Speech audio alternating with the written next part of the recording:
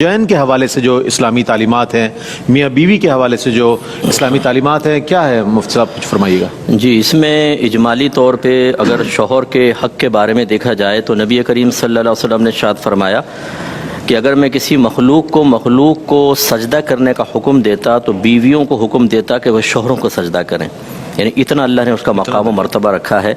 ایک روایت کے مطابق کچھ والدین تھے، وہ اپنی ایک بچی کو لے کر آئے کہ رسول اللہ یہ شادی نہیں کرتی ہے، تو رحمت کونین صلی اللہ علیہ وسلم نے اس کی وجہ دریافت کی تو اس نے عرض کی رسول اللہ صلی اللہ علیہ وسلم پہلے مجھے بتائیے کہ شوہر کا بیوی پر حق کیا ہے۔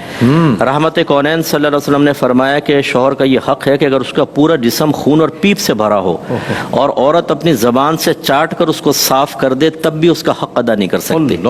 مراد یہ ہے، یہ تو ایک حصی مثال دی سرکار نے جو قابل کراہت ہے، یعنی بظاہر کراہت آتی ہے، مراد یہ ہے کہ شوہر کی طرف سے کتنے ہی ناپسندیدہ معاملات ہوں، بیوی کو صبر و تحمل سے کام لینا ہوگا۔ تو اس بچی نے کہا یا رسول اللہ بس یہی بات ہے کہ میں اپنے آپ کو اس قائل نہیں سمجھتی کہ میں یہ حق ادا کر سکوں گی۔ تو رحمت کونین صلی اللہ علیہ وسلم نے اس کے والدین کو پھر منع کر دیا کہ اس کو فورس نہ کیا جائے۔ تو یہ تو ایک اجمالی شوہر کا ایک مقام مرتبہ، اور اسی طرح خواتین کے لیے نبی کریم صلی اللہ علیہ وسلم نے اپنے آخری خطبوں میں ارشاد فرمایا کہ اللہ تبارک و تعالیٰ نے میں تمہیں عورتوں کے معاملے میں اللہ سے ڈراتا ہوں کہ اللہ تعالیٰ نے اس کمزور مخلوق کو تمہارے تابع کیا ہے، تم ان کے بارے میں ہمیشہ اپنے اللہ سے ڈرتے رہنا۔ تو یہ ایک اجمالی طور پہ دو تعلیمات ہمارے سامنے ہیں کہ شوہر کا بڑا حق ہے اور بیوی کے معاملے میں ڈرتے رہیں۔ اب اگر ہم تھوڑی سی تفصیل میں جائیں تو بیوی کا حق یہ ہے کہ شوہر اس کو نان نفقہ دے، جس میں کھانا پینا، لباس اور رہائش داخل ہے۔ رہائش کا تصور یہ ہے کہ اگر جوائنٹ فیملی بھی ہے، ایک روم اگر وہ ایسا دے دیتا ہے جس میں لڑکی اپنے پرائیویسی کی حفاظت کر سکتی ہے تو یہ کافی ہے، اور اگر ایسا نہیں ہے تو پھر ایک الگ رہائش اس کو لے کر دینی ہوگی، اور لباس اور کھانا پینا۔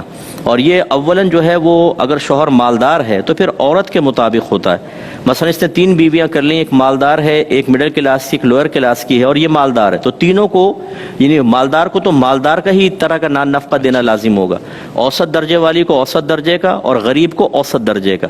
اور اگر شوہر مڈل کلاس کا ہے تو پھر امیر کو مڈل کلاس کے دے گا، مڈل کو مڈل دے گا، اور غریب کو غریب والا دے سکتا ہے، اور خود غریب فقیر اور تینوں سے شادی کر لی تو تینوں کو غریبوں والا دے گا۔ تو یہ بھی ایک ہے حق کہ کس عورت کا کیسا ہے۔ یہاں تک لکھا ہے کہ اگر کوئی بچی ایسے گھر سے آئی ہے جہاں کھانا پکانے والا ہو، صفائی کرنے والا ہو، مالی موجود ہو، ڈرائیور موجود ہو، تو اب اگر شوہر افورڈ کر سکتا ہے اس کو یہ تمام کے تمام بیوی کو دینی پڑیں گی چیزیں، یہ اس کا حق ہوتا ہے۔ تو یہ اس کو بھی سمجھنا چاہیے، یہ سے وہ ساسیں بھی ذرا غور کریں، ناراض نہ ہوں کہ اگر بہو آئی ہے کسی ایسے گھر سے جہاں سب سہولتیں اور یہ دے سکتے ہیں تو ماسی کو بھی نکال دیتے ہیں، بالکل، وہ کہتے ہیں نہیں بہو سے کام کرواؤں گی۔ تو یہ بھی ایک بیجا ضد ہے ہمارے ہاں کہ جو جھگڑوں کا سبب بنتی ہے، تو سمجھنا چاہیے، سیکھنا چاہیے۔ اس کے علاوہ بیوی کی تربیت کرنا شوہر کے اوپر بہت بڑا حق ہے۔ یا ایھا الذین آمنوا قوا انفسکم واہلکم نارا وقودھا الناس والحجارہ، اے ایمان والو اپنے آپ کو اور گھر والوں کو جہنم کی ساگ سے بچاؤ جس کا ایندھن آدمی اور پتھر ہے۔ اور مرد حضرات اکثر اس حق سے غافل ہیں۔ بیوی اگر آئی ہے، اسے عقیدے کی معرفت حاصل نہیں ہے تو وہ دینی ہوگی، احکام شرعیہ عملیہ سکھانے ہوں گے، گناہوں کی معرفت دینی ہوگی، اس کو گناہوں سے روکنا ہوگا، اسے نیکی کا حکم دینا ہوگا۔ یہ عورت کا حق ہے، جو اگر شوہر ذمہ داری پوری نہیں کرے گا تو جہنم کا عذاب ہے۔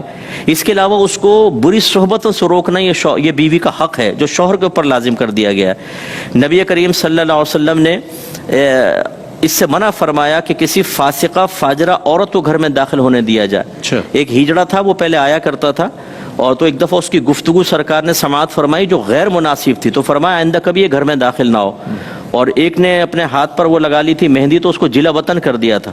تو یعنی گھر کے اندر صحبت میں بھی دیکھنا ہوگا۔ اس لیے اعلیٰ حضرت امام اہل سنت نے لکھا کہ اگر شوہر کی بیوی کی بہن یعنی سالی، سسٹر ان لا، وہ فاسقہ فاجرہ ہے تو شوہر پر واجب ہے کہ اپنی بیوی کو اس سے ملنے سے روکے، کیونکہ اس کی بری عادت اس میں سرایت کر جائیں گی۔ اور شوہر کے حقوق اگر دیکھا جائے تو ایک تو یہ کہ عورت اس سے ذرا دھیمے لہجے میں گفتگو کرے، اکڑ کر بات کرنا، سخت لہجے میں گفتگو کرنا، اس کی تحقیر کرنا، توہین کرنا، غلط قسم کے الفاظ۔ ایک شوہر نے مجھے باہر سے بڑے مظلومانہ انداز میں کہا کہ یار مفتی صاحب آج تو میری بیوی نے منہ پہ تھپڑ مار دیا۔ میں نے کہا بیٹا صبر ہی کر، کیا کر سکتے ہیں، یہ تم نے ہی سارا یہ خود کیا ہے۔ صبر پر اجر ہے مفتی صاحب؟ ہاں بالکل، بہت اجر ہے اس میں، تو بڑا ہی اجر عظیم ہے۔ اسی طرح گالیاں دینا شوہر کو، اور اسی طرح اگر شوہر جسمانی تعلق کے لیے بلائے اور کوئی شرعی عذر نہ ہو، کوئی شرعی وجہ تو عورت کو ماننا واجب ہے. نبی کریم صلی اللہ علیہ وسلم نے ارشاد فرمایا اگر شوہر بیوی کو اپنے پاس بلائے اور بیوی انکار کر دے تو پوری رات فرشتے اس پر لعنت کرتے رہتے ہیں. اور ایک روایت میں فرمایا کہ جب تک وہ رجوع نہ کر لے اس پہ لعنت ہوتی رہے گی. یہ بھی بہت سخت بات ہے. اس سے ہماری بہنیں درس حاصل کریں جو اپنے مطالبات منوانے کے لیے ایموشنل بلیک میلنگ کا ایک یہ طریقہ اختیار کرتے ہیں. مجھ سے بات نہ کرو, کچن میں نکل جائیں گی, شوہر اظہار محبت کرنا چاہے روڈلی رویہ رکھ لیں گی, کروٹ بیچ میں تکیہ رکھ دیں گی, گاؤں تکیہ ایک بارڈر قائم کر دیں گی, قریبی نہ آئے. اب وہ شوہر بیچارہ تڑپ رہا ہے, وہ بھی جانتی ہیں کہ شوہر جو ہے اس کو اسی طرح میں قائل کر سکتی ہوں, لیکن یہ نہیں سوچ رہی کہ پوری رات فرشتے لعنت کرتے رہیں گے اور اسی حالت میں مر گئی تو کیا انجام ہوگا. ایسی نبی کریم صلی اللہ علیہ وسلم نے عورت کو شوہر کی اطاعت کا حکم دیا ہے بالکل کہ وہ کہنا مانے, کوئی ایسی کام نہ کرے جس کو اس کے دل آزاری ہو.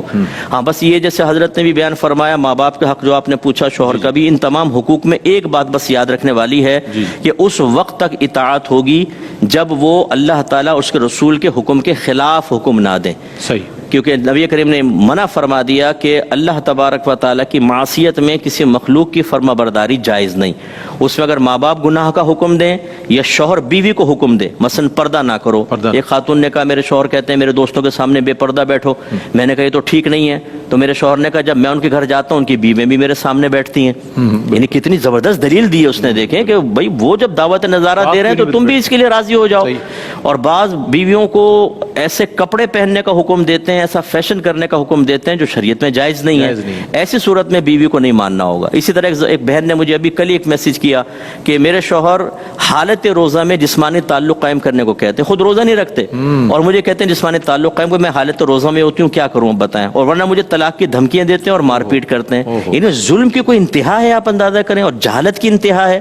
اس میں پھر بہن کو یہ کہا کہ آپ اپنے موقع پر قائم رہیں, اللہ آپ کی مدد کرے گا, لیکن اس میں مخلوق کی اطاعت جائز نہیں ہے. تو یہ تھوڑا سا اسی لیے ہم نے کہا کہ یہ معرفت حاصل جب تک نہیں ہوگی تب تک ہم صحیح بیلنس لائف نہیں گزار سکتے. ڈس بیلنسی ہمیشہ قائم رہے گی. ایک اپنا حق سمجھ کر اس کو حاصل کرے گا, فرض سے غافل رہے گا, دوسرا دوسری چیز کو حق سمجھے گا اور اس سے غافل رہے گا, اور اس طرح یہ دونوں پھر برود قیامت ایک مواخذے میں گرفتار ہوں گے اور اپنے بچوں کے لیے برے رول ماڈل بنیں گے. اس لیے ان تمام چیزوں پہ توجہ رکھنی چاہیے.